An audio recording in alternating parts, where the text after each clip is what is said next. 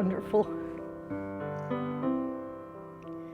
They exemplified the values of what Catholicism is all about.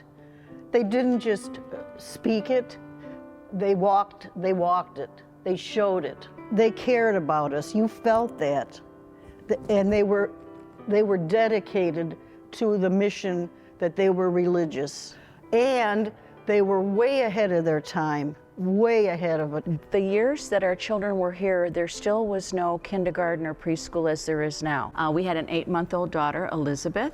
We subsequently had 3 more children, and they all graduated from St. Mary of the Woods. When Elizabeth started in 1976 as a first grader, there were several of the school sisters of St. Francis here. Sister Lynette was the principal, very young principal, very, very with it and cool, I thought at the time. And there were several, Sister Teresa was here, there were several sisters, some others came a little bit later. When I was in grammar school, we had several nuns that were still at St. Mary's. The nuns lived in the convent, which is now the rectory. And we had our principal, Sister Lynette, was here. Sister Barbara taught 2nd grade. Sister Catherine taught 2nd grade. Sister Mary was our music minister. But we loved, going over to the convent. The nuns would have us over to watch Cubs games sometimes in the convent. We thought that was great. Then Sister Lynette was called to another mission. And Sister Rochelle came from the Cincinnati Dominicans, and I had gone to their Catholic boarding school many years before, so I was familiar with the Cincinnati Dominican order. And Sister Catherine was with her. Sister Mary Lechtenberg was not only, she was more or less the religious ed teacher, and she was also the music ministry here at St. Mary of the Woods, and she was a school sister of St. Francis. She's doing very well up in Dubuque. She was one of on the provincial council and is now pretty much, very much involved in human trafficking order, the mission of the human trafficking. Only Sister Rochelle, who was correct, she was the principal. I knew her pretty well, it was good. She was a hard worker.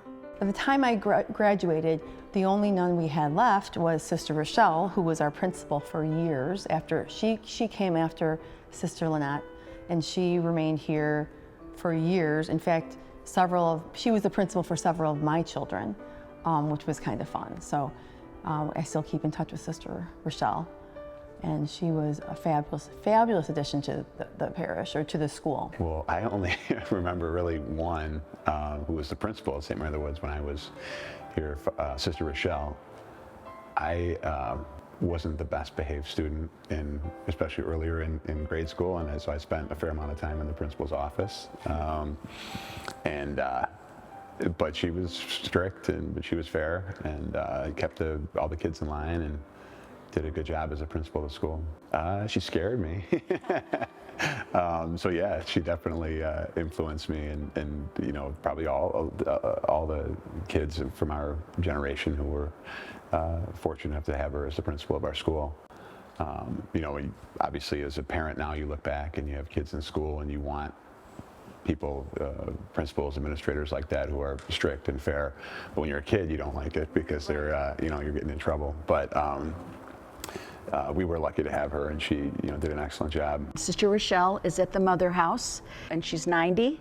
She just turned 90, so I did get to see her a couple of months ago, and she was still as sharp as a tack. I think the world has lost a lot when the nuns disappeared. Women today are doing exactly almost everything that a man does. So when you think of church, again, I'm going to go back to those nuns. It's not only the priests, it's also the nuns that's changed lots of lives for the better.